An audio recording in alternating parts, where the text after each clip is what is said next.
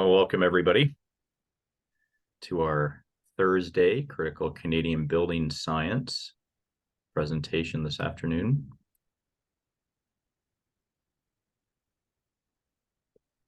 This is, we'll give everybody a little chance to come on here and get online. Always good to see the group of folks back on in the afternoon. We've got some special guests with us today. We've got some wood experts, some Canadian wood experts and American Plywood Association APA experts with us today.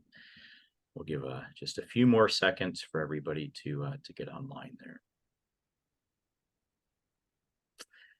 All right, we will go ahead and get started. So welcome to the Enbridge supported Building Knowledge Canada web series. This is, I think we're well into the 15th or the 16th or something or other Critical Canadian Building Science webinar series. And the topic of today is the future of our building codes as it impacts structural wood design, specifically for Part 9 construction, so low-rise residential type construction. Before we get started today, though, I'd like to introduce you to our supporter and Joanne Van Panthouse. She's a senior analyst with Enbridge. Joanne, welcome. Good morning. Thanks, Andy. So we'd like to start today's session off with our traditional acknowledgement that we want to acknowledge that the lands on which we gather is the traditional and historical lands of the original people of Turtle Island, who have been the caretakers of these lands since time immemorial. Today, this gathering place is home to many First Nations, Métis, and Inuit people. Our acknowledgement of this reminds us that our great standard of living is directly related to the resources of and relationships to Indigenous people, and we have a responsibility to honor that. Next, we just quickly like to review who do you call for help. So we know that it can be difficult to navigate Enbridge and get to the people that you need. So for any builder, HVAC, and attachment related questions, we have a attachment line you can call that will deal with any new gas services, get connected questions, projects and subdivision questions, meter sets, final inspections, and construction heat. If you're looking for any kind of cutoff at main or demolitions, any kind of forms, billing issues, damaged meters, or safety violations, you can call our customer contact center. And what to do in case of you damage a natural gas line or a meter. We'd just like to review that if this happens, you know what, we're all human, accidents do happen. Please make sure to stop work immediately and clear everyone from the area. Safety is their primary importance. And then call 911 if you hear gas escaping or smell gas. And you can call our emergency line at 1-866-763-5427. Thank you. With that, I'll pass it back to you, Andy. Thanks, Joanne. No, that's excellent. That's excellent. So, folks, the agenda today, we're going to get started into sort of a three-part presentation. Going to be looking at the National Building Code, some of the immediate changes that are coming our way. Robert Jonkman and team will walk us through some of those. We'll look at some of the proposed changes that will be impacting the 2025 National Code, which means they will roll to the provincial level likely by, let's say, 2027. Usually there's a 18 to 22 month sort of lag time as the provinces and territories adopt, and then also get into the whole thing around wind resilience and Part 9 wood frame. We are going to try to leave some times for Q&A, but we've got a boatload of content to be delivered today. I'm your host, Andy Oding, Vice President of Building Knowledge Canada, but more important, our guest we have today, and go ahead, folks, and throw your cameras on if you'd like, is our guest experts. We have Robert Jonkman. Many of you would know Robert. Robert's been in the industry now. Robert, you're one of the middle to the older folks now, right? In the world of building science, just so you know. Yeah.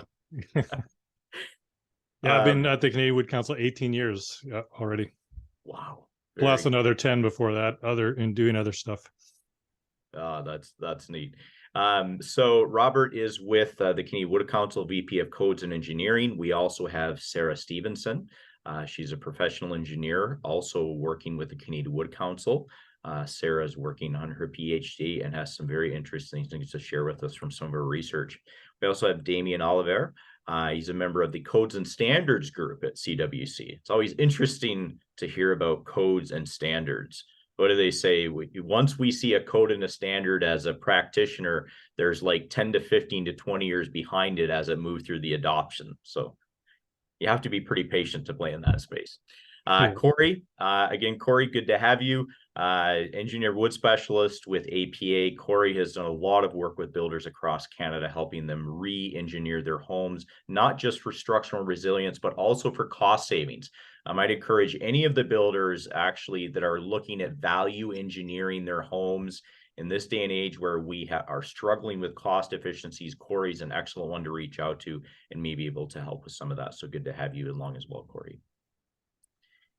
A couple housekeeping rules today, folks. Keep your comments, if you can, or your questions in the Q&A. If you have concerns with the video, things like that, you can talk to Stacey Cooper. She is our web host extraordinaire in the background. She'll also be posting links and notes so you folks can click through and look at things that our guest speakers are referencing. All the presentations will be sent out to you. You'll have access to them. You'll be able to go on our website and look at them. You can look at all 15 plus of the Canadian Building Science series on there as well, from vapor barriers to carbon to whatever else you want to look at. Also, closed captioning is enabled if you need. And the big thing is, be Canadian, be respectful, thoughtful in the chat, in the exchange. You folks always are. But just a little reminder around housekeeping. So before we get started, Stacey, let's roll some polls and find out where these folks are from. So all of you online, all 100 plus of you, 125 or so, give us a sense of where you're calling in today. I almost sound, I feel like I'm talking like their old radio host on the old TV show, WKRP in Cincinnati. Tell us where you're calling in today from. Look at that. We've got most folks on Ontario. We've got some British Columbia, some Alberta, Saskatchewan, Manitoba. We've got a real cross representation here coming in Atlantic provinces and some folks from the US. Excellent. Thank you. Thanks for joining us today, folks, on that.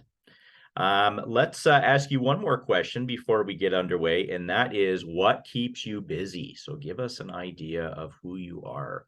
And again, this is always helpful to us in developing content as we look at the development of future webinars. So builders, renovators, high percentage in that group. Got some engineers, a number of architects. Good to have you join us.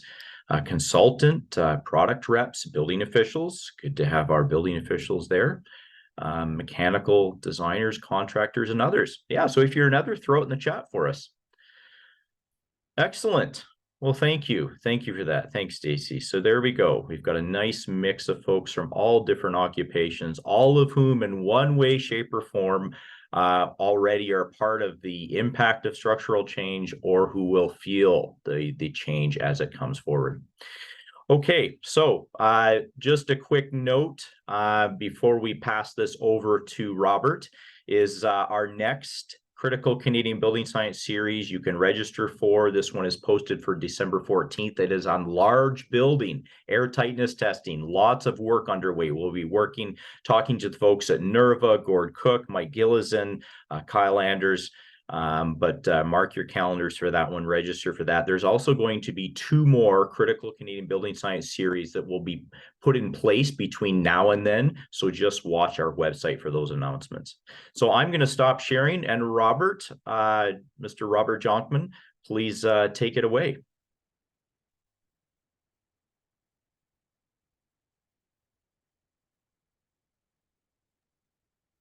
Very good. Thanks, Andy. Let me just get the right screen here. Good. There we go. So I know I just saw that poll, and a lot of us are into the professional designing or of builders or approving of drawings. And I know a lot of us are struggling with this idea that there's competing interests. And so there is what we need to do and what we're concerned with at the Canadian Wood Council is making sure we have a balanced approach to all of these things. Sometimes the resilient design idea can with more materials competes with things like energy efficiency or even carbon sustainability, where you might want less materials. Sometimes fire resistance can compete with, for example, rain screens. Today, though, we are going to talk about resilient design. Mostly, we're going to talk about resilient design and wind, because those are the main changes that are upcoming in the National Building Code and potentially the Ontario Building Code as well. Very good. So today, my job is actually minor, which is very nice. We have Cory, we have Damian, and we have Sarah all talking. So Cory's going to start off in a minute. He's going to talk about an introduction to lateral and uplift loads.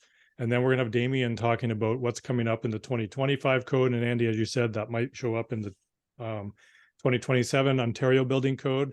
And then Sarah's going to come up and talk about a code change request for the 2030 Building Code, but also might be in the Ontario Building Code for a wind uplift. Okay. So Damian's talking about horizontal loads, Sarah's talking about vertical loads, if we summarize it that way. Yeah, good. And just a reminder, because we do have folks from Alberta and some of the other provinces, when we talk about the National Building Code 2025 or 2030, keep in mind that with the current harmonization process, what Robert is speaking to is the initial model code coming out in 2025. And then within 2 years, each of your respective provinces and territories will adopt. They do have the potential to amend it slightly with justification, but the idea is that announced at national in 2025, and then an 18 to 22 month period to harmonize at the provincial level. So yeah, good. That's right. Yeah, thanks for elaborating, Andy. You can see our members here. The Canadian Wood Council is really an association of associations, and so. Are you got your slide up, Robert? I can't see your slides yet, there, sir. Yeah, they've been up I can the whole see time. you. Okay. Really? Okay. Yeah. Stacy, do you see it? Not yet. Oh, okay. Let's fix that. I'll undo that. Okay. There's a blue circle around it. So I see. How about now? Yep. Looks like it's there you go. Okay. Now we see it. We see the Canadian Wood Council member slide. Okay. Sorry. What I said was I was showing some images, but that's fine. We'll go straight to this. These are our members. We also have provincial members. Some of you may be familiar in your provinces with the Woodworks program, which is a program of the Canadian Wood Council. And so you can see on the screen here the different provinces that are involved, industry funders, and as well Woodworks funders. And so you'll get these slides and you can see those later if you'd like to have more details. What do we do at the Canadian Wood Council? This will take a minute. A couple of our main objectives is to protect and maximize the market access. And what I mean by that is we work in the codes and standards area to make sure wood products can be used in building systems, whether they're protecting their use or even increasing or maximizing. That's one of our core objectives at the Canadian Wood Council in the codes and engineering group. And we also want to make sure that building products and systems are easy to use. And we do that by publishing expert information, our yellow, some of you are familiar with our yellow books. I don't know if you can see it, but our wood design manual, such as this one here. Oh, yes. Yeah, you got that on your shelf, I'm sure, Andy. Yeah. And publication software and doing webinars and seminars, stuff like that. So that's what we do as a core group, which is different than the APA, the Engineered Wood Association, and Cory's role. Cory's role is dealing with builders a little bit more one-on-one, but also certification, product certification and testing and doing some applied research. So Cory, I don't know if you want to elaborate on that, or you can go straight into your part of the presentation, and then I'll talk to everybody towards the end of this. Great. Thanks, Rob. I think you covered it for the most part. I'm here, essentially, we are here to be a resource for you. And if Rob can stop sharing his screen for a moment, I will get my screen up there. I'm trying, sorry. I've lost the panel. There it is. Okay, there you go, Cory. Excellent. Yeah, so before Rob really covered, some of some of the functions of APA, but I'm really here to be a resource for end users of engineered wood products and, talk about proper installation, design, specification of these products. But today we're going to talk about some of these code change proposals. But before we can get into them, we really just want to discuss a little bit about lateral and uplift loads, how they impact the components of a home. Lateral forces or loads are forces that act on the side of a structure parallel to the ground, as shown here. During a high wind event, the wind forces push against the structure on the windward side, they pull on the leeward side, while at the same time we have vertical or uplift forces attempting to separate the roof from the structure. For this reason, it's critical that our walls are braced to resist these forces, and our homes and components are all working together to resist these forces. So here's an overview of lateral forces as they move through a structure.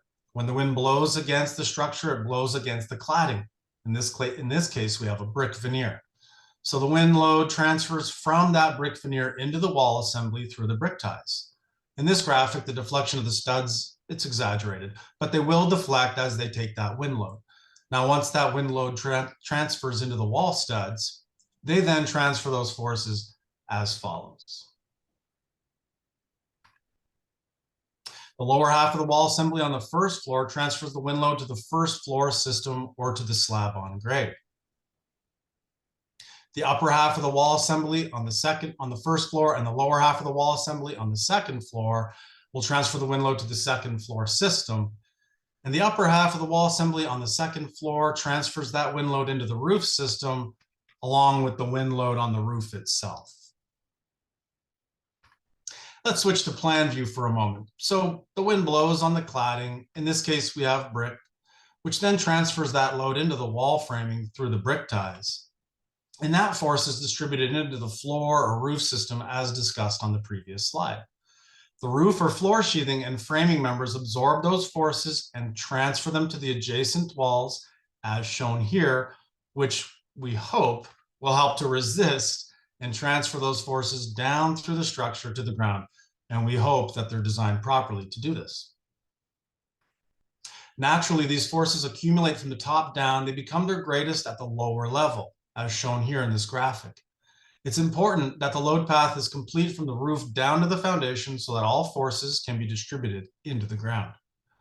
This is a great example of how important the connections between different assemblies throughout the structure are, and just how much the load path depends on these connections to safely transfer the forces through the building to the foundation and into the ground. Any weak points in this load path is going to be the first point of failure. And we've witnessed the results of homes built with weak points over the years. As shown here with this example, it was a home under construction located in Brampton. In this case, the ground floor walls failed to resist the lateral forces, and only the second floor walls remain. These homes located at another site in Brampton suffered similar failures. The walls just simply unable to withstand the lateral forces that were generated by moderately low wind speeds, 102 kilometers an hour. That's not even an EF0 tornado. And also notice that, these heavy roof systems, once one house goes, they kind of topple over like dominoes and they fall over on each other. And you just get a row of homes that are completely destroyed. This photo shows us a clear image of racking in the exterior wall system. These are second floor walls that we're looking at here. The first floor walls have completely failed. And again, at another event in the Niagara region a few years back, we see very similar results when wall systems do not have adequate lateral support. This roof was actually being covered with asphalt shingles when this failure happened. Luckily, nobody was injured. This was another event that took place in Georgetown. Here, I just want to point out, in some of the other failures, we noticed the homes were kind of toppling over like dominoes. But here in this situation, we see the roof systems fell straight down, not off to the side. This indicates that these walls on the structure failed extremely quickly. And this is a really scary thought for anybody who's working within these homes. Well, some of you might be thinking, these are all homes that were still under construction though. And you're right. However, we're starting to see similar failures happening to occupied homes as well, like this one that occurred to a single family residence located in Barrie, Ontario, after an EF2 tornado tore through this neighborhood. The entire roof and a good portion of the second floor walls have been completely removed. Without a complete load path from the roof down to the foundation, the walls and roof were unable to withstand these forces. Again, any weak points in that load path will be the first point of failure. In this example, we see multiple weak points where the roof met the wall, and another weak point at the second floor junction here at the bottom left corner you can see. Also, I'd like to know how they fasten those Christmas lights to the gutter, because they stayed intact. So whatever they're using there did a good job. Oh dear. This home suffered some of the worst damage. Even the brick veneer wasn't strong enough to resist the forces. But when you think about it, a brick veneer is only as strong as the wall supporting it through the brick ties. If the supporting wall is insufficiently braced, it's going to move. And this movement can cause the brick veneer to fail, as shown here in this example. When we look at the home before the damage occurred, we see many window openings and a door along the first floor wall on the side elevation, which, without the use of a structural sheathing, left this home and structure susceptible to failure. This home, located next door, suffered some severe damage as well. It really wouldn't take much to significantly improve these homes' ability to resist these types of forces, and that's just what these two separate code change proposals aim to achieve. I'm going to let Damian and Sarah from the Canadian Wood Council expand on these for the group. Damian?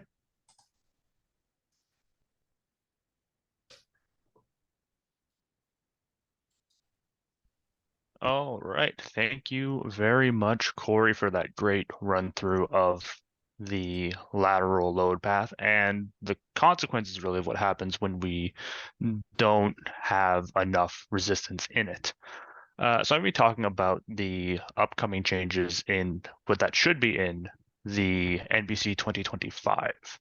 And I need to get a couple terms defined right off the top because I'll be using them a lot and they are somewhat similar. So we have an example floor plan on the screen here. I hope everyone can see it.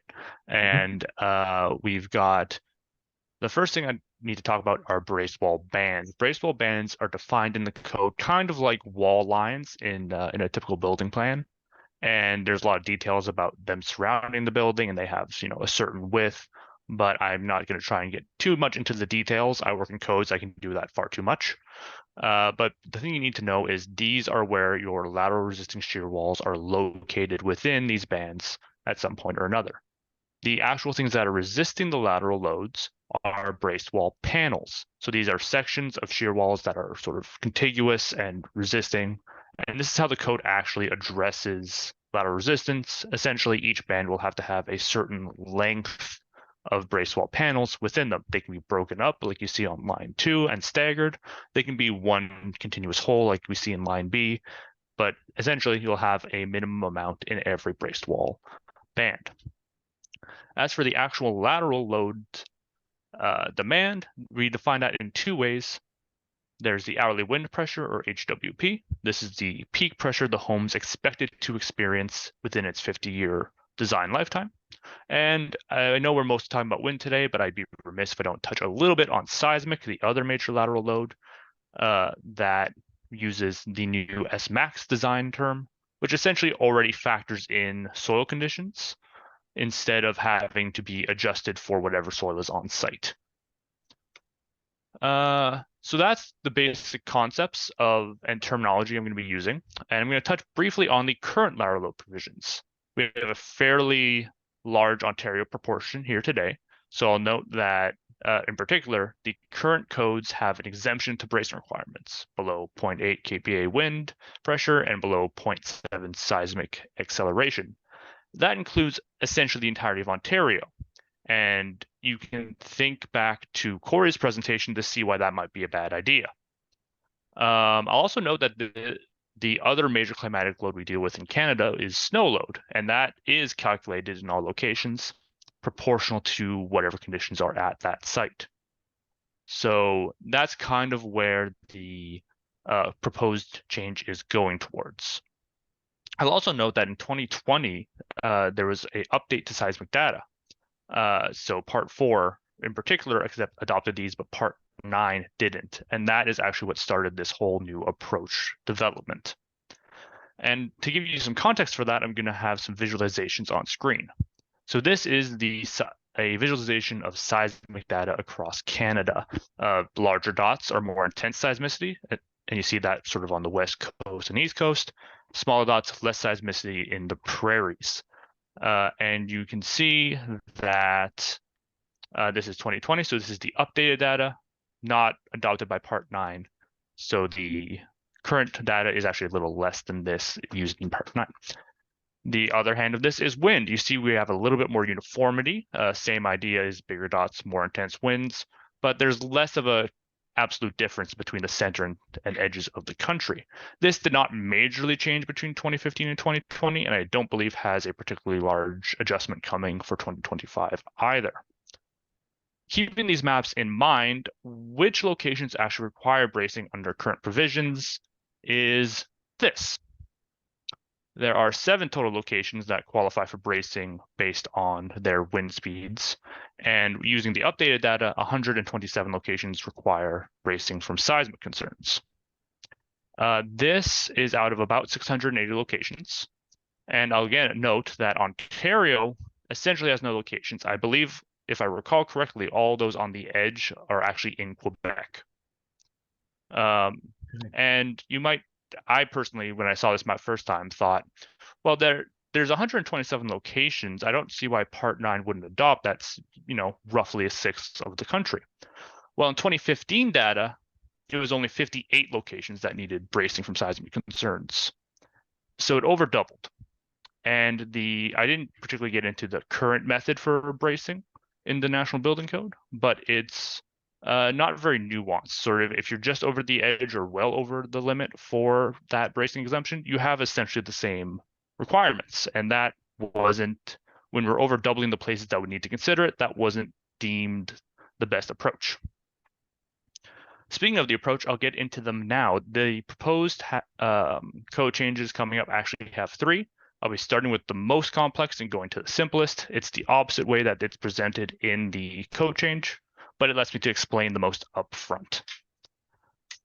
So I'm starting with the calculation method using these large tables. You essentially take your S max or your hourly wind pressure, and you take your reference framing type and your basic building details, and it tells you what your minimum bracing length is for your brace wall band. So you can see, for example, over here, we've got less than 0.3 hourly wind pressure supporting a roof and a story. And then if we want to use this framing type, we have this minimum length, and that's your starting amount of lateral bracing needed. I'll also note quickly here, the latest version of the PCF app, which has all the changes and reformatting after public review, isn't available yet from Codes Canada. So the tables and figures I'm showing are going to be a bit different than what is published, but all of the essentials are the same. I mentioned reference framing types, and that's probably the biggest important change. That tells you how your brace wall panels are actually constructed. So they'll tell you lots of things like your sheathing, your blocking, things like that. And previously, there's only a couple within the National Building Code that were qualifying and part of the bracing approach. There's quite a few more now. We have about 10 of them. And to kind of break in what is specified, I'm going to zoom in to this one, WSPA. Each reference framing type has a designation for reference. It also tells you your sheathing and stud spacing. So for example, this is 9.5 millimeter plywood or OSB, and you have to have 400 millimeter studs or smaller. It also inform you what your fastener details you need, a screw size, a nail size in this case, and the spacing you need on your panel edges. Looking at some other examples from the table, we can see some other things that can be specified. For example, WSPC requires blocking. And for a gypsum wallboard type, it gives you an option for screws or for nails to sort of improve flexibility.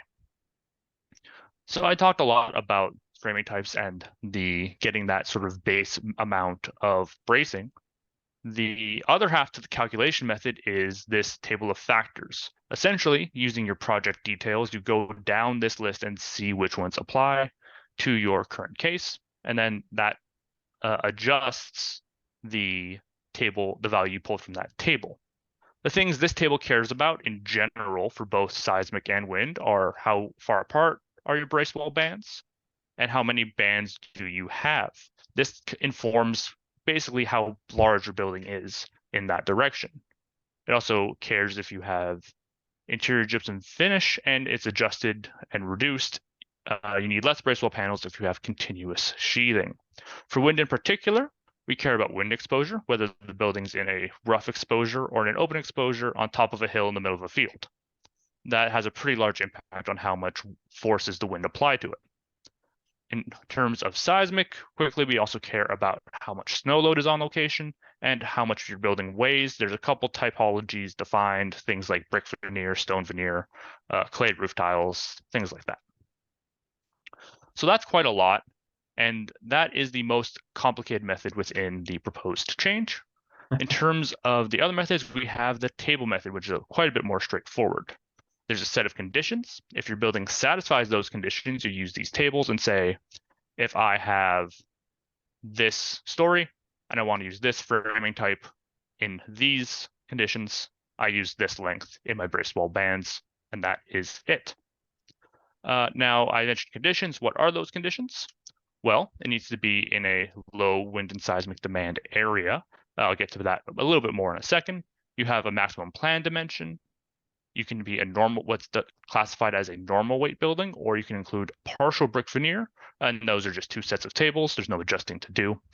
You need to have less than 2 kPa of snow load, which covers the majority of Canada.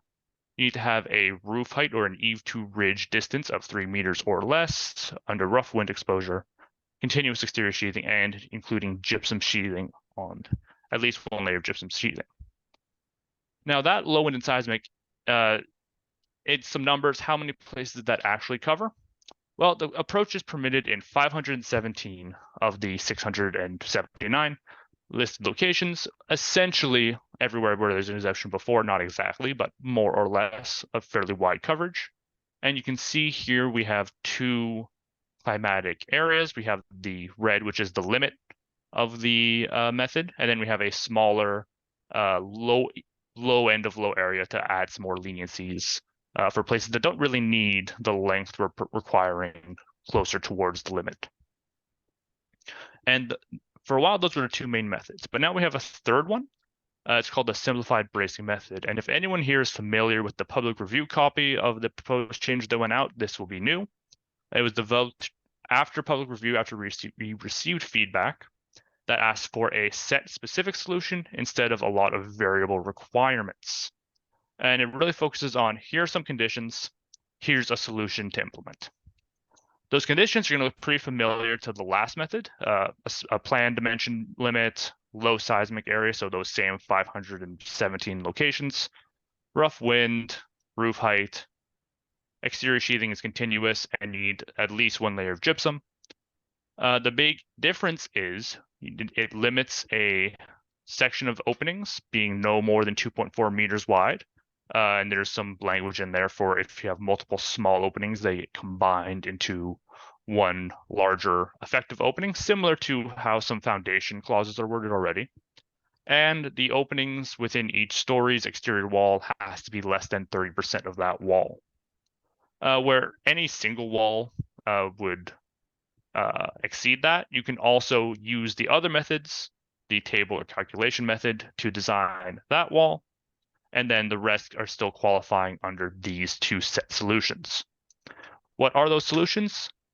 There is a 2-story or less building with essentially any cladding, stone, brick, partial, full, either way, that needs to use WSP-B for its exterior walls. And there's a limit that your long dimension of your building has to be less than 2.2 times as long as your short dimension. For reference for the builders here in the audience, there are what WSP-B means: 11 millimeter plywood, 600 millimeters studs that's blocked, fastened at 150 millimeters. The other solution is limited to a one-story specifically normal weight building within those definitions. And the exterior walls are constructed using GWB-C. So no wood sheathing necessary. You can just rely on the gypsum wallboard for this other solution. And then the limit for the long dimension can't be greater than 1.5 times short dimension. GWB-C, quickly, 12.5 millimeter gypsum, 400 millimeter studs, 150 millimeter fastening. And those are the three methods that inform how much lateral bracing the given Part 9 building needs. And there's actually a lot more to the proposed changes that are coming than that. And I've just got some quick additional highlights. There's been a lot of development on masonry in particular, a lot of expanded support for both brick and stone veneers, including partial wall coverage, full wall coverage, some of the walls, all of the exterior walls on all the stories or only a couple of the lower stories. That's all been considered and included and has specific guidance for how to implement that and what that means for the lateral bracing. There's also an exemption for wainscoting, which if you're not entirely sure what that is, it's about the waist high veneer on the bottom story. Anchorage also got adjusted a little bit. Some of the walls in the PCF are stronger than what was some of the walls in the proposed changes that are coming are stronger than what was there before. So sometimes it needs some closer spacing for your anchorage, and you need at least 2 anchors for your braced wall panels. And finally, cripple walls got a lot of extra definition. It lets the proposed change says when it is and is not considered another story, and how it relates with braced wall panels above them. And I just talked quite a lot, so to a quick wrap up, the NBC 2025 changes will result, ideally, in a significant improvement if they clear those last couple hurdles. They will apply to all of the 679 locations proportionally to their wind and seismic data, the same way snow is treated in Part 9.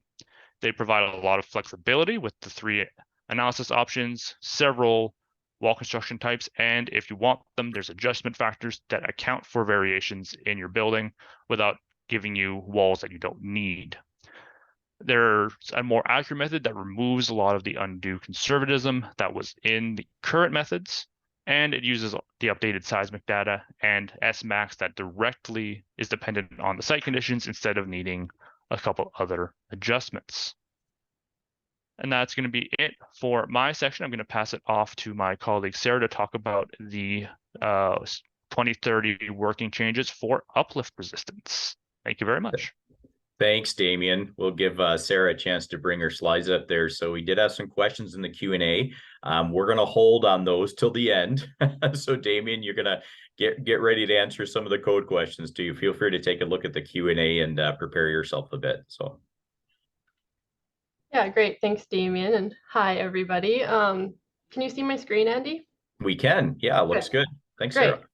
Yeah. So we've introduced the code change coming in 2025 related to the lateral loads. And now I'm going to talk about what's coming and what's already here in regards to uplift resilience.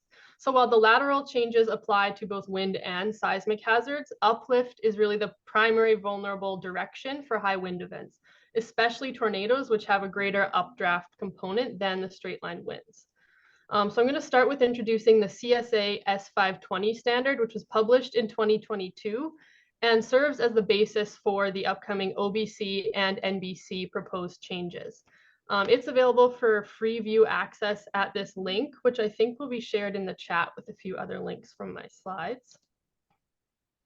So the S520 standard was spurred by a request from the Standards Council of Canada to ICLR, who represents the insurance industry, for supporting information to help begin developing a standard for addressing high winds, which are becoming more and more costly every year. This seed document shown on the screen was published first to summarize the current research and outstanding issues and to provide preliminary suggestions for prescriptive solutions. This document was then used in the bid process for the contract to develop the standard, which was awarded to CSA. CSA then gathered a committee, and our work resulted in the publication of the standard, just to give a little bit of background.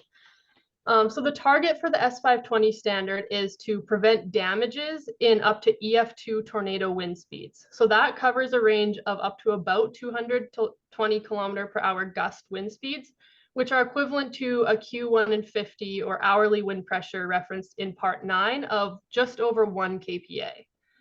So noting, as Damian said, the current trigger for uplift provisions in Part 9 is 0.8 kPa. So we're targeting more locations and a higher level of strength with these standards. So while CSA S520 aims to encompass all damage and losses due to high wind events, the upcoming code changes focus on preventing the structural damages that are likely to prevent a risk to life safety during an event.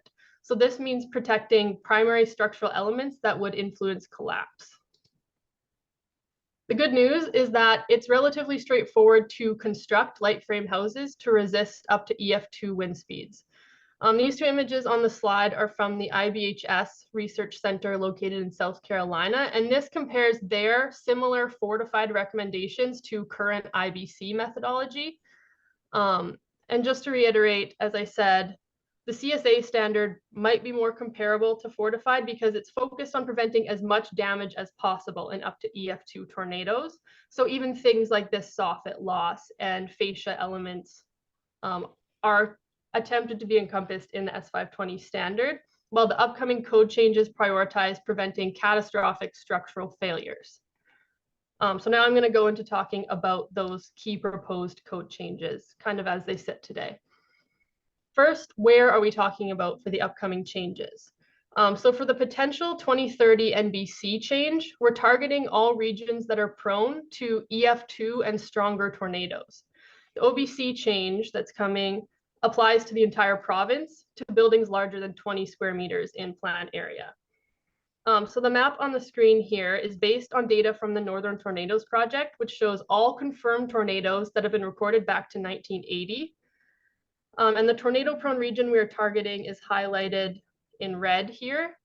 It's identified based both on those historical tornado records and also on lightning strike data, which indicates a possibility of strong thunderstorms. And as Cory kind of hinted to earlier, the key principle for preventing catastrophic structural damage is that of maintaining a continuous structural load path. Both of the proposed changes explicitly identify and define the continuous load path similarly to what's shown on the slide. To help emphasize the point about the vertical load path, this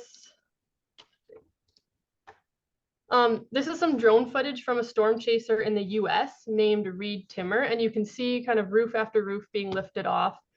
If you focus kind of here, you would have seen the roof goes and then the walls shortly after follow as well. And you can also see in some cases, the roof is going before the core of the tornado is even reaching it. So this leads to a point that even in the rare event of an EF3 to EF5 tornado, the measures we're presenting in the proposed changes would contribute to limiting a majority of damage across even a strong tornado path, since on the borders of the tornado, you see much lower wind speeds.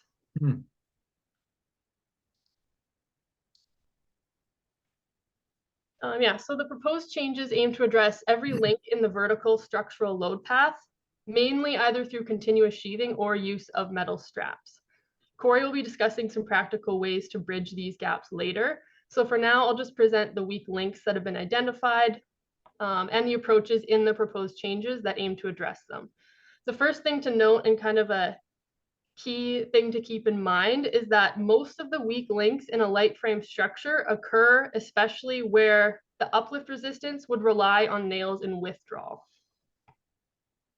And so the first and kind of most stereotypical tornado failure mode you would see is loss of the roof structure.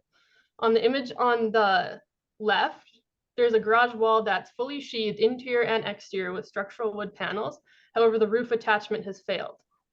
On the right, the image shows a house that lost its entire roof, and then that took some of the exterior walls with it. In both of the proposed code changes, so the OBC change and the NBC code change request that's coming for potentially 2030, the prescriptive design clauses begin with designing the roof to wall connection to resist a specified uplift load.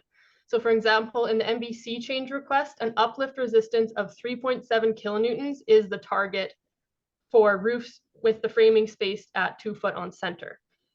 It also provides other resistance values provided if you want to work with a different spacing, which equals a 6 kilonewton per meter kind of equivalent requirement for your roof uplift resistance.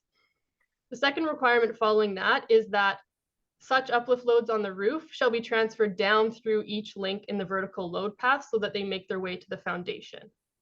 Both changes also provide a number of appendices or notes with examples of methods that would be suitable for providing the sufficient roof fastening, such as truss screws or hurricane ties.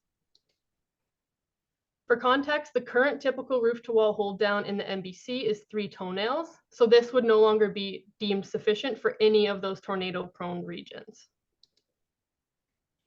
Based on conversations with builders, it isn't usually easy to properly install toenails. Plus, what often happens is that when the trusses are first placed on top of the walls, a single nail is installed and it's left that way just in case the trusses need to be shifted around before the sheathing is installed. So that means that someone needs to remember before the sheathing encloses the roof to go back and add the rest of the toenails. Additionally, it's virtually impossible to inspect roof to wall toenails during framing inspections, at least not without climbing a ladder at every roof to wall bearing point. So they often do remain missed. And this is a photo from a damage survey showing just that. They only managed to get 2 toenails in that one. Another consideration for roof fastening that is covered in the potential building code change for the national code is treatment of the gable ends. So the issue with gable ends is that they provide large open faces for lateral loads to impact, but their typical construction provides very little in the way of that out of plane resistance. In addition, something that I actually recently proved in my own PhD research and was able to put some numbers to is that the gable end can attract a huge proportion of the total uplift on the roof due to both aerodynamics and the high stiffness of that gable end, which can cause load sharing to direct a significant amount of uplift away from the interior trusses and to that outer wall. I found actually about 8 times the load can go into that gable end truss compared to its immediate interior neighbor. Yeah, so as I said, gable roof shapes are not great. Hip roofs generally perform better than gable roofs in high winds because, for one, that pyramid shape is more aerodynamically optimal, which relieves areas of high suction from the top of the roof. And secondly, hip roofs are fastened to the exterior walls around the entire perimeter of the roof, either through fastening of the main trusses or the jack trusses on the end walls. So the space behind the gable end really provides an opportunity for us to greatly increase the hold down capability of the roof by simply bracing and fastening it as if it were a hip roof. And this is a simplified example of the prescriptive solution that was borrowed from the S520 standard for the NBC change request. So it adds bracing that essentially converts the gable end into a pseudo hip roof and provides additional hold down along the length of that gable end.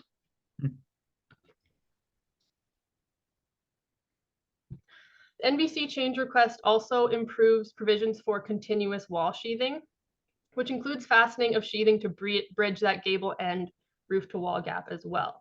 So basically, it should be ensured that the sheathing is actually continuous across those potential weak links. In this example of the roof tested at the IBHS Research Center, if the choice has been made to use exterior wood sheathing, there are only slight changes in the application patterns that would be required to have it span that seam that failed in this picture. Other good practice for roof framing would be to ensure that piggyback truss systems or dormers are fastened to the lower trusses. So the next major link where we've noticed repetitive failures is in the wall to floor and interstory wall connections. The NBC currently allows for walls to be fastened to the floor just by nailing through the subfloor at a 400 millimeter spacing. So this means that the uplift resistance of walls rely on nails in withdrawal here and nails in withdrawal here.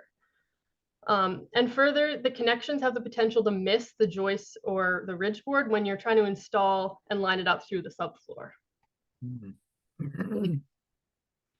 So here's some more examples showing failure of exactly that connection scenario. So on the left, This is the lower story from a single-story house. And on the right, you'll see the upper story of a two-story house that exhibited the same failure. I'll also point out here that there was sheathing used, but it's not lapping the weak link. Yeah, so as I mentioned, the NBC change request provides requirements for continuous exterior wall sheathing or metal straps that would bridge these gaps. The sheathing would be required to be a minimum of 11 millimeters thick with 100 millimeter fastener spacing into that gable end truss cord, the top and bottom plates of walls and rim boards, and then there's 150 millimeter spacing elsewhere. The final vertical link is the foundation anchorage. The current foundation anchorage provisions in the NBC were actually only one of 2 provisions ever introduced so far on the basis of observed damage from a forensic tornado survey. So these photos are from a report published in the 80s following several destructive tornadoes that I think were up in the Barrie region as well. And it found that buildings that were swept off of their foundations and actually unfortunately carried some occupants into the lake with them, they lacked anchorage. And it also found that roofs were not properly anchored to masonry walls. And these comments led to a change in the building code where wood houses would now require those anchor bolts to anchor them to the foundation, although the nailed floor connections right above them did not change. It also required that masonry walls should provide a mechanism for anchoring roofs. The masonry roofed wall provisions are great, but probably not super applicable to today's construction styles. There are new failure modes prevalent to light frame structures, which are what we've been working on and researching to address today. Embedded anchor bolts, according to Part 9, if they're installed with proper washers and at a proper spacing, they actually typically hold up really well and would be the last link to fail. However, a lack of washers or washers that are too small, like you would see in the left photo, make it easy for the nut to pull through the hole in the sill plate. In addition, the next link to the anchored sill plate, as I mentioned, is typically a nailed connection that goes into withdrawal. So these connections either occur at the bottom of studs in anchored walls, which you typically see in a garage where your wall is directly anchored to a little knee wall. Here you can see at irregular spacing, the studs have just pulled off of this sill plate. So the NBC change request actually only slightly changes the spacing requirements for the embedded anchor bolts, but it emphasizes the need for proper washers and rules out a couple of currently accepted methods, such as embedding first floor joists directly into the concrete or casting sill plates into the concrete, as is allowed in Alberta. The OBC proposed change is similar in that regard. So to summarize, the upcoming potential changes focus on ensuring that vertical structural load path. And when considering the lateral and uplift effects of wind, the best way to really visualize it is to imagine picking up the whole building, flipping it upside down, and shaking it back and forth. So the code change provisions that we've presented today aim to provide sufficient lateral and uplift resistance to protect the structure against that action. One measure that I did not go into detail about today, but is very important, is improved fastening of the roof sheathing. So the exterior sheathing is really the first link in the load path, right? Since wind pressures need a surface to act upon. The code changes and S520 both include tighter spacing requirements for fastening of roof sheathing. Although the use of these new roof sheathing ring shank nails can alleviate that tight spacing requirement. So you can maintain a typical spacing pattern if you use these new fasteners. And they are now very recently available in Canada. This is not an ad for Falcon Fasteners, just an FYI, since when we've recently presented this work, the availability in Canada has come up. A number of other recommendations included in S520 to prevent damage are also listed at the bottom of the slide. So improved fastening of the wall sheathing should generally be dealt with by the lateral changes that Damian talked about. The second point, roof covering such as water barrier on the roof below the shingles would be another measure that can help prevent loss by protecting those seams between the sheathing panels from letting water in and causing rot and issues in your attic. Finally, wind and impact resistant doors and windows, particularly garage doors, help protect the whole garage cavity from basically ballooning and being pressurized. If they blow in, your chances of losing your garage roof at the very least are much higher. And if your garage roof is a continuation of your living area, it kind of creates a domino effect there. Yeah, so now that I've introduced the coming changes with respect to improving the vertical load path, Damian's covered the lateral loading side. Cory will be taking the wheel again to discuss some potential practical solutions. Thanks, Sarah, very much. Wow, Thanks. that was a lot of information. It's pretty compelling images too, but Yep, that was really good. Thank you very much, Sarah. And Damian for that update. So based on that information, I think it's safe to say we can expect to see increased lateral and uplift provisions for Part 9 structures in future codes. These proposals focus on a complete lateral and uplift load path to help reduce or eliminate any weak points which can lead to structural failure. In the coming Cory, slides, yes. you're welcome to turn your camera on if you'd like. Oh, I will. There you go. Thanks. Can you see me? Hi, everybody. You know, there you are. Good. Yeah, so in the coming slides, we'll just go through some practical solutions based on APA research that can be applied to strengthen the weak points of our structures. And all of the details that we're going to be discussing in the coming slides can be found in our M310 publication. It is available to download from our website. Everything is free on our website. Many of these details align with those found in CSA S520. Why? Because this document was referenced during the development of CSA S520. We originally did this research and published this document back in 2015. And all of the details in here are designed to withstand high-end EF2 type tornado forces.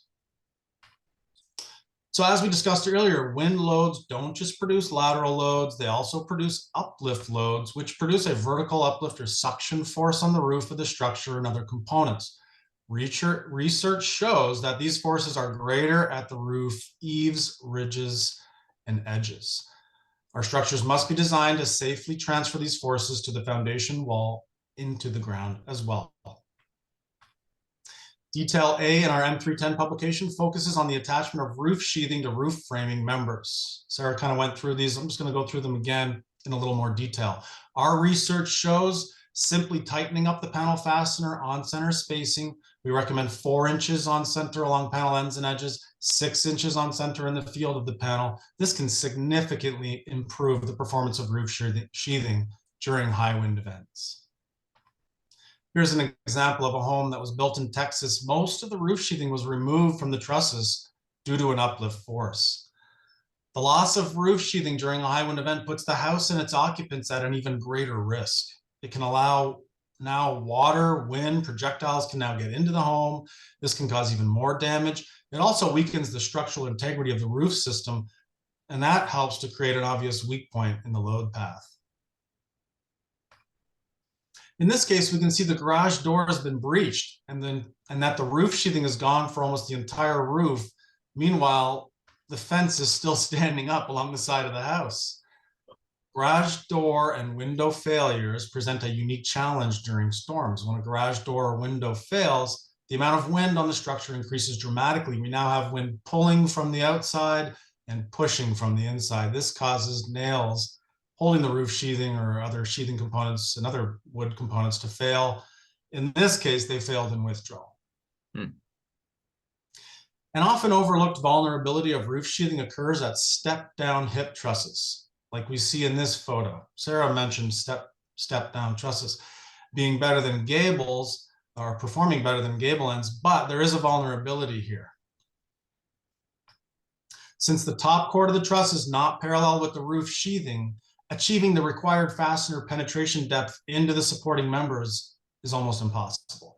In these cases, APA recommends using longer fasteners to ensure a proper full depth penetration into that supporting member. The next area of the structure we'll look at relates to gable ends. As Sarah mentioned, it's an extremely common failure point in storms. APA recommends bracing the bottom of the gable end truss to resist the hinge point indicated by the arrow. Sarah mentioned those weak points, those hinge points. Here's the first one. Here you can clearly see the hinge point in the wall at the base of the gable, which fell inward. In this case, the roof sheathing attachment was likely inadequate, resulting in this failure. So what can we do? Well, to resist this hinge or weak point in the load path, we recommend the following detail. In it, we have a 2x4 brace that rests on the gable end truss and 3 interior truss bottom cords with an extra 6 inches of length. The 2x4 brace is fastened to each truss bottom cord with the use of 310D nails. In addition, we have another piece of 2x4 flat blocking between the gable truss and the first truss bottom cords. And finally, we have a tension tie strap attached to the exterior of the wall, brought up and over the blocking. APA recommends one of these braces be located every 6 feet on center along gable ends. Again, this is for high NDF2 type forces. This detail covers one of the roof failures we see, but there's another. And here it is, truss to top plate connection points. Another crucial connection point where a hurricane strap or a seismic anchor should be used. Hurricane clips or straps offer a much better connection between the wall and the rafter or the truss. These clips should be installed as per the manufacturer recommendations and in accordance with what's specified on the structural drawings. Long SDS screws may also be used. Some hardware manufacturers may allow the hurricane clips or straps to be installed on the inside face of the wall, as you see here. However, APA recommends that they be installed on the outside face of studs and wall plates for a more direct load path. The wall sheathing will absorb these uplift forces and help safely transfer them to the ground in a complete load path. However, in order for the wall sheathing to help resist these forces, it must be installed over both top plates, as shown here. In this detail, the sheathing and wall framing work as a system to help transfer those uplift loads from the roof down to the bottom of that panel. Hopefully, you'll overlap with a sill or a second floor as well, but we'll get to that. Here we see what can happen when the wall sheathing does not extend to the very top plate or when a non-structural sheathing is used. When uplift forces on the roof become too great, the two top plates could become separated, as shown here. We've seen this numerous times. Another example here where the two top plates became separated during a high wind event. Connecting structural wall sheathing properly to both top plates, but most importantly, the very top plate can help eliminate this type of failure. It's kind of like holding our hats on a windy day, right? We're using the structural sheathing to help us hold our hats on here. But we also have another option. Figure 2 in our R330 publication details how OSB or plywood wall sheathing can be used to overlap the raised heel of the truss and provide uplift resistance and lateral stability, thus reducing or potentially eliminating the need for hurricane straps or blocking at truss ends. The heel height of the truss will ultimately determine the amount of uplift resistance that can be achieved using this detail. I believe, I have to double check, but I believe 9 1/4 will achieve close to 3 kilonewtons, if not a little bit more. So we'll look into these and provide some more information once the code lets us know what that target is. And here's what it looks like in the field. The wall sheathing overlaps the raised heel of the truss, provides lateral and uplift resistance. As we continue to move down the house, the next location we often see failures. We've heard about this before in Sarah's discussion, the rim board between 2 stories of a home. Many options here to resist and transfer uplift loads at this location. The recommendation in our high wind publication, nail the upper and lower story wall sheathing to a common rim board, but we'll discuss a few other details after we look at a few failures here. Failures in this location with non-structural sheathing are another trend observed in many storms. Here we can see an example of this weak point in the load path. The flexible sheathing has torn along the rim board and the wall has fallen. Here's an example of a home that did not account for uplift at this junction. Instead, it depended on nails and withdrawal to transfer the lateral and uplift loads from the upper story to the lower story. A closer look at the detail at the base of the second floor wall shows that the wall sheathing stops at the bottom plate, while the first floor wall sheathing stops just below that. If we look at a cross section of this detail, we can see that the two pieces of sheathing do not attach to a common framing member. This means that all lateral and uplift forces gathered from above must go through the nails that attach the bottom plate to the second floor before they can move to the first floor wall sheathing. This is not a complete load path.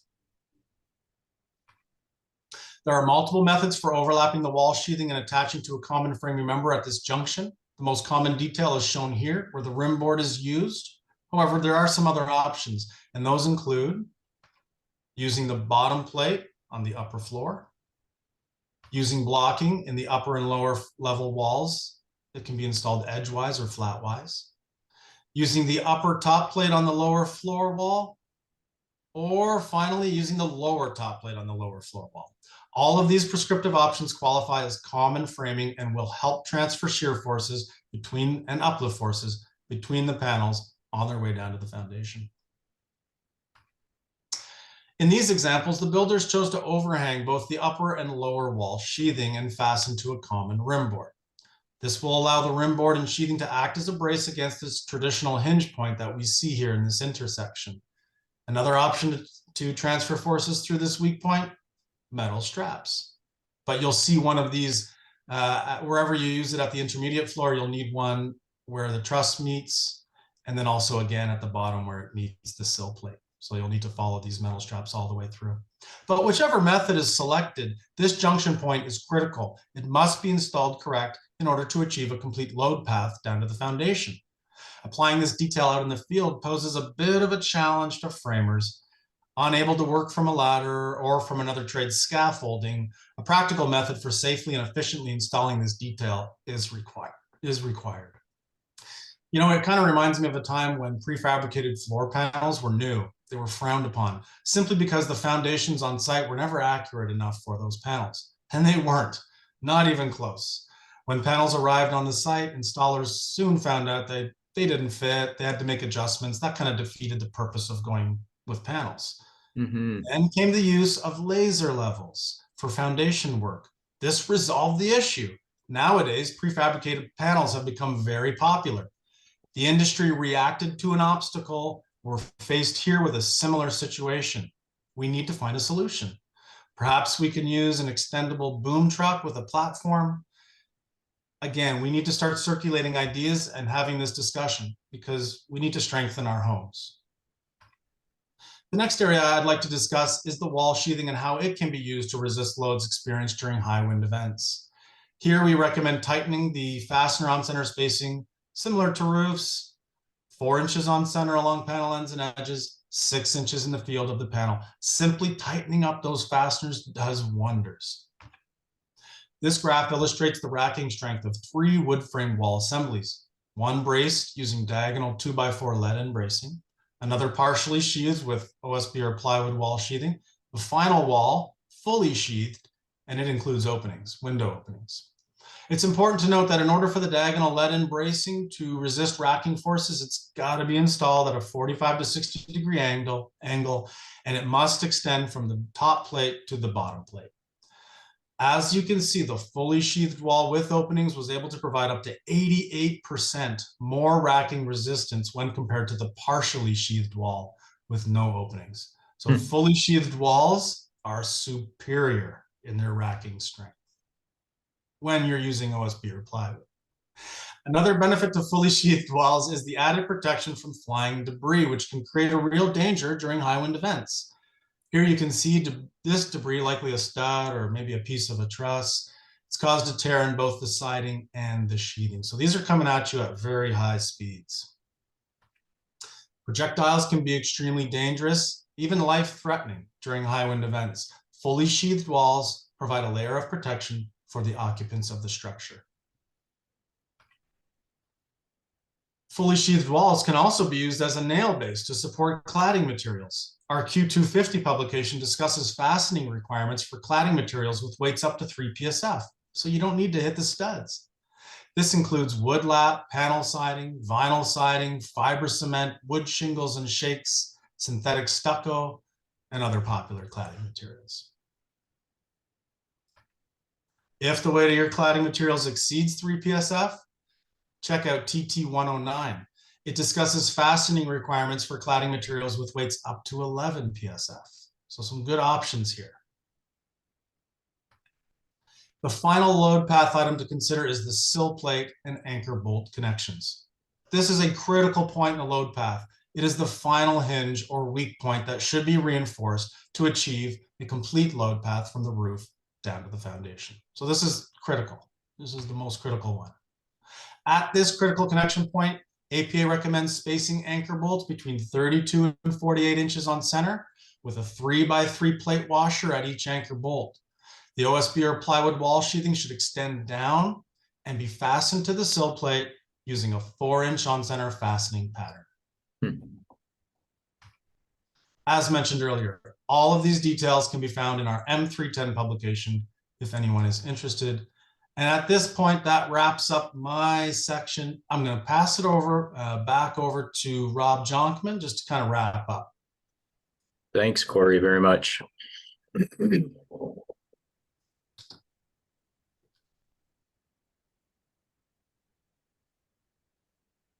Okay, am I sharing this time, Andy? It is. We can good. wrap up with wood, and wood is good, Rob. All right, good. You know, I'm used to Teams, and Teams requires one button to share, and Zoom requires two separate connections of the buttons. I'll blame it on that for the last time. So I did want to wrap up. Thanks, first of all, to Damian, Sarah, and Cory for their presentations. It was very good and gave a ton of information. So I want to just wrap up in 3 minutes here to summarize, I think, the things that we've talked about. And the first thing that I tried to show, but it wasn't showing on my screen, was this need for a balanced approach. And I talked about resilient design and energy efficiency and carbon, and all those things can compete with each other. And I gave some examples. So that is true, and it's a stress, I know, for most of us on the call to figure out, okay, so we've talked about wind today, but how do I do that with carbon and energy efficiency? And there are ways, but we didn't have time to do all of that today, and so we talked mostly about wind. But wood works with all of those items there, and further, we could do further presentations on that as needed. So we started off after I talked. Cory gave a description of the load path and the uplift and the horizontal loads. And then Damian talked about the lateral load provisions. Remember, that's for the National Building Code 2025. That's the goal anyways. And Damian's goal was to describe that proposed change. And really that proposed change is to ensure that we have a balanced amount of walls around the building, around the house, to ensure that wind loads can be resisted. So that's in the plane of the walls. And that's what that proposed change deals with. Should be in the 2025 code, but those of you in BC, it might come earlier. In fact, I think it will be coming earlier. Perfect timing there. Okay, and so so that was what Damian tried to show that I'm describing it at a very high level. He gave various methods of how to get there. There's a simplified method that applies to most areas. I think, and we think at Canadian Wood Council and elsewhere, that's a super important proposed change, because right now you can build buildings that require nothing, no lateral resisting walls in it. You could have a bank of windows across 3 sides of the building, and it passes in a Part 9 perspective. And so that's why we think you at least need to provide builders and engineers a way to describe to customers, hey, you need a minimum amount of walls, and they have to resist those wind loads. So if you talk about that change in one sentence, it's just to provide an appropriate amount of lateral load resisting walls. Then we talked, then Sarah talked about the uplift. So Damian was talking about the horizontal, Sarah was talking about the vertical load path, and that's also very important, because we are, the scientists tell us, getting more and more high wind events that are happening. And as Sarah talked about, they go further north than you might, tornadoes even go further north than you might expect. Remember the derecho from a year and a half ago, Andy? That's right. That was a huge swath of 400 by 1,000 kilometers of almost EF2 level wind speed, EF2 tornado wind speed. So this is also an important one because this one is probably the key code change that helps keep buildings protected from those types of really high wind events. Right. And so I did want to summarize also by saying, well, I also wanted to mention Cory. Cory came back and talked about some practical solutions to that. But I did want to summarize the fact that there is good news. We saw a lot of pictures that may be worrying to people, but there's good news. First of all, these code changes come a long ways to making houses even more protected. But wood frame buildings have had a long history also of performing well seismically and in big wind events. We're just trying to offer some, like, these provisions give it just one notch up in the ability to resist those higher or more extreme events. And so we think that's imperative to designing for the future and designing for climate change. So with that, we'll conclude. I did want to draw your attention to the fact that in BC in November 14 to 16, there's a Woodworks Summit coming up. Remember, Woodworks is a program of the Canadian Wood Council. So those in BC in particular might find that interesting. Our team will be there talking about, actually, we're going to have a little focus on fire performance, sustainability, and structural design. It'll be a kind of a panel perspective. So we'll have 3 of us there talking about those perspectives. Good. So Good. that's it, Andy. I'll turn it back to you now. That's awesome, man. That was a boatload of information, and hence why feel free to stop sharing your screen, folks, and also bring your cameras on, and we'll just have ourselves on. We do have some questions. I see Cory and Sarah. Thank you. You've been answering some of those questions in the Q&A. We'll probably verbally go through those, though, just so everyone still has the can sort of get the gist of it. So I want to, again, set this context, right? Why are we talking about additional structural requirements? Obviously, we have, growing populations, we have larger communities, we have changing climatic situations, but we also have this push and pull, right? We have this good stress where we're moving towards building more efficient homes and buildings, which we know as Canadians, we've known for years that it requires some sort of continuous insulation. And I remember the day when, the insulation guys would fight with the wood folks on one side of the table and who gets the outside of the wall. And I think what we're seeing, and I'd like your insight on this, is we're starting to see, okay, no, we can work together. Yep. We recognize there's needs for structure. We recognize there's needs for continuous, not just for energy, but condensation control. And we're starting to see those 2 worlds of structure and insulation come together, which is very nicely. And are you seeing that too, Rob? Yeah, no, for sure. We've known for years, we have a lot of experience knowing that insulation and wood sheathing can work together well. There's a perspective that, you can't have them both because then you're going to lock the condensation in. There's going to be problems. But it's not the case. And, well-known building scientists are also saying that same story. Yeah, that's right. There's a lot of, and to alleviate fears, we do have, and you're familiar with this, the effective R calculator that gives effectiver.ca. You can look at that. And that gives over 16,000 different combinations of components that form walls. Doesn't mean there's 16,000 walls, but there's combinations that are total over 16,000, and it gives a durability assessment. It does a WUFI analysis along with expert guidance, and it also does the outboard-inboard ratio. Right. Good. All right. Let's jump to questions. We're going to do a rapid round, folks. We are at 2:19, so we have 10 minutes. Let's see if we can get through these. Robert, maybe you can let me know who on your team or yourself would answer this. We have a first question. David Logan typed up. He said, picking up where Cory left off, the pictures of the toppled buildings. The question was, do you know of any advanced framing? And how do you folks think advanced framing techniques will change considering this? So, advanced framing as defined by the National Building Code of Canada would speak to things like 2-stud corners, blocking, intersecting wall blocking, insulated headers, possibly 24-inch on center. So Yeah. What are your thoughts there? Cory's team at APA has a very good publication on advanced framing. You could Google that. Maybe Yes. Cory can throw it in the chat. But there's a very good publication on how to do that.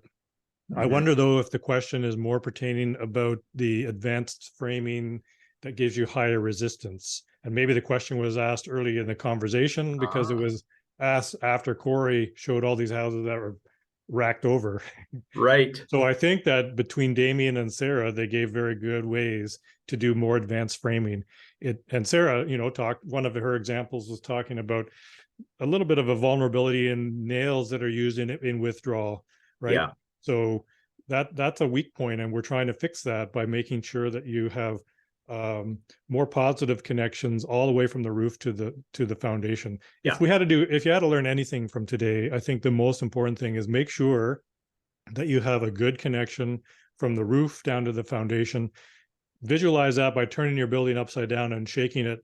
And would some of those parts fall off? I like that. Yeah, that's right. That's one way right. to look at it. Yeah. It wasn't my idea. That was somebody else's concept, but I like it because we think of all this load coming down. We make sure joists are strong enough, but hey, we got to make sure that the uplift is strong enough. Yeah. One question, we're going to go to Paul's question here, but I do want to clarify something because I think there's a bit of a misunderstanding still in the residential industry.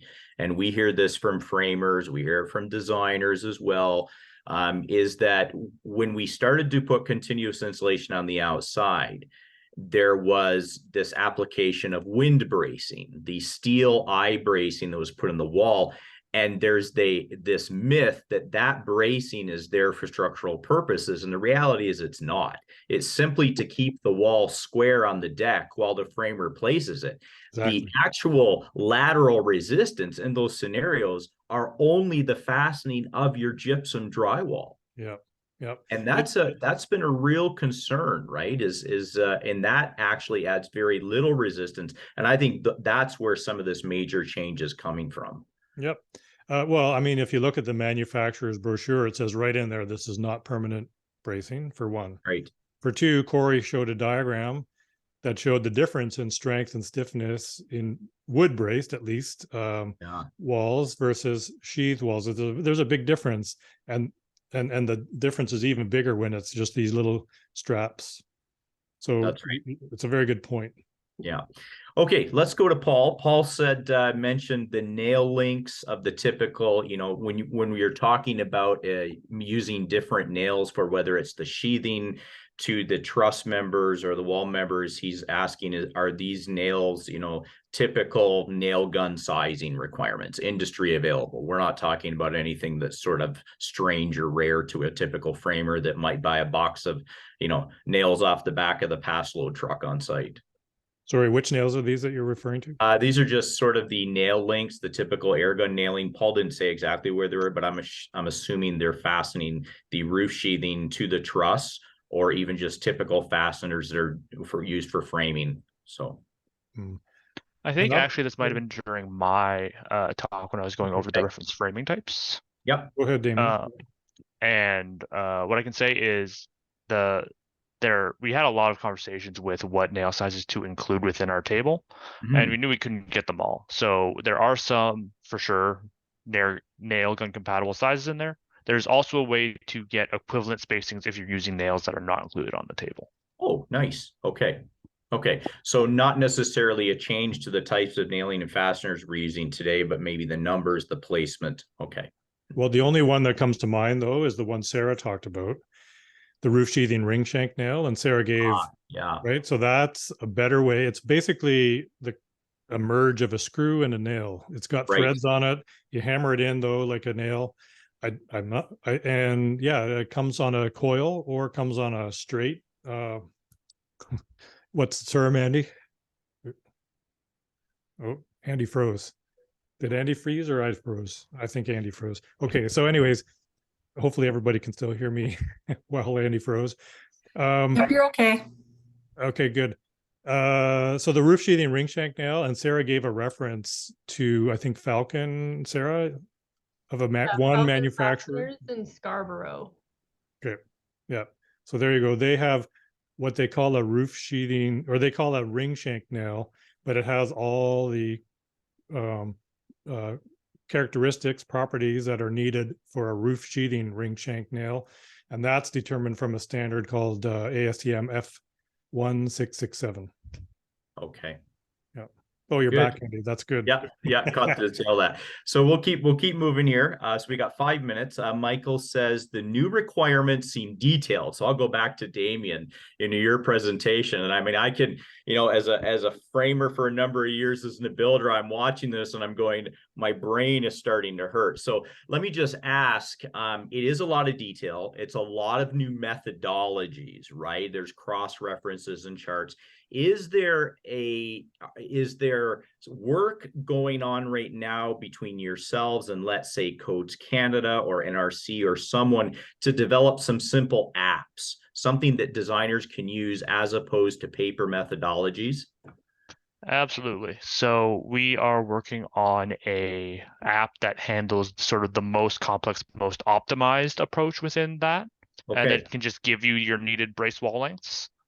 And Nice. then also from the public review, you developed sort of that simpler, these conditions, this amount of wall length, done. That's easy. That's so yeah, nice. on both the code side and on the app side, we are working on it. Nice. Excellent. We're going to keep moving here to some other questions. Thomas Tran. Thomas, good to have you. I said there's a clause, so he's starting to quote code now, folks. It's getting detailed. So part 923.10.2 allows the exception of lateral supports not required where a wall is sheeted, the plywood OSB wafer board, fireboard. Will this clause be revised or altered? Is that an Ontario clause, or? I believe it is. Yeah. It's also, I believe, in the NBC, if I've read the same one. Okay. Go ahead. And what I can say is this is the other kind of lateral. So what this clause is saying is you don't need anything extra keeping your wall stable, kind of like what Andy just said at the start of this Q&A, of keeping that thing square and true. That is not lateral bracing to resist wind loads. Right. Okay. So the middle diagonals. Okay. Just in one note, sort of an observation Jeffrey made, and I had the same thought too, that there's some interesting implications for assembling factory built homes here. I can see sort of some advantages in some ways, but then when you come to, let's say, wall panelization, there's going to be some interesting scenarios that will have to be addressed. Some, I'm going to say, challenges, but also some opportunities, right? Yeah. It's as simple as when you're framing a wall, you're learning as a framer that when you frame your wall on the deck, and when you put the sheathing on, it's not just a matter of covering your frame, but maybe leave it overhanging by 6.5 inches. So that when you set the wall up, it can now be attached to your header, right? It's thinking different about putting sheathing on a wall. Yeah. It was kind of like Cory's description where he said foundations, we used to not be able to use panels because foundations weren't done well. Then Cory talked about the laser and said how they're perfect now because concrete foundations are done much better. Cory, sorry to interrupt. You were going to say that or something else?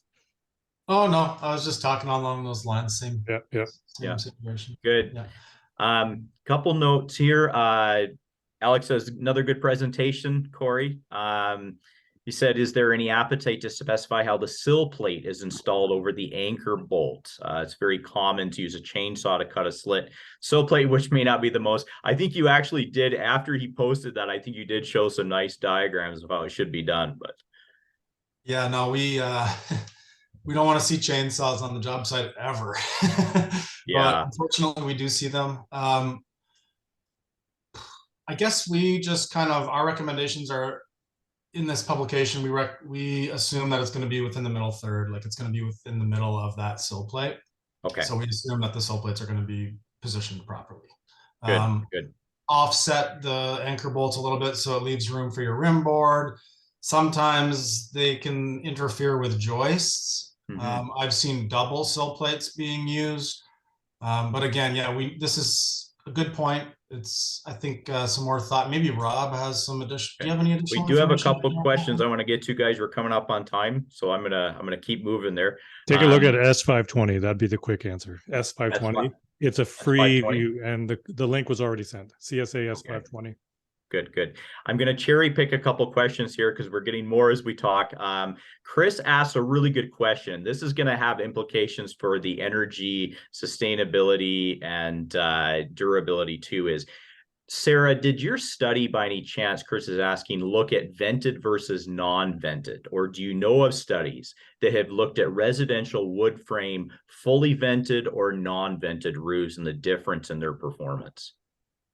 So for my research, not directly. The test house that we used in the IBHS Research Center did have pressure taps measuring the pressures in your attic versus your living space.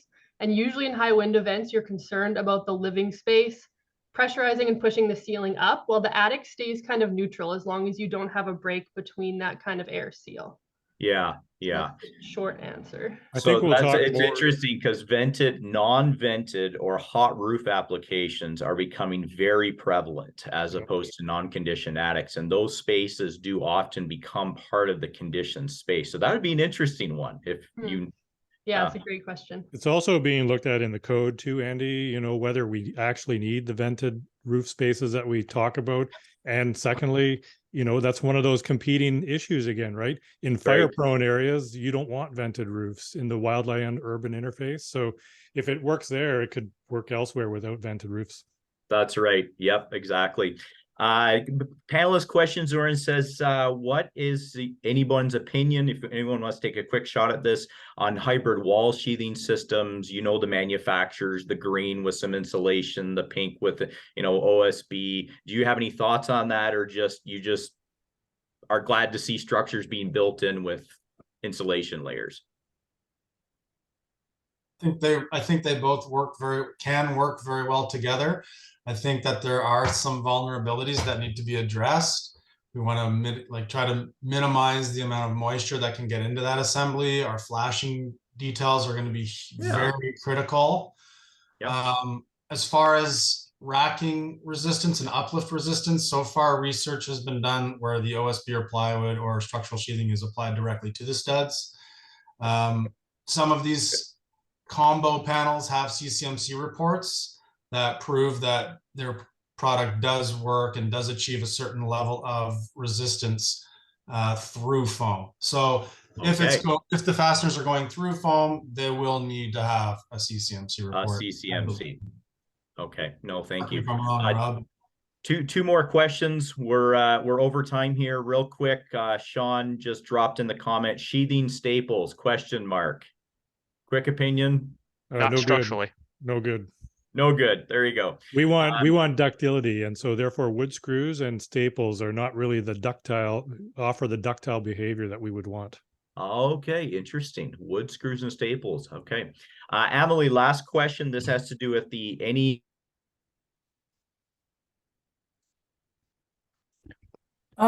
froze. So the last question is, any further structural requirements in regards to the PV installs and the uplift they create on top of the regular uplift load?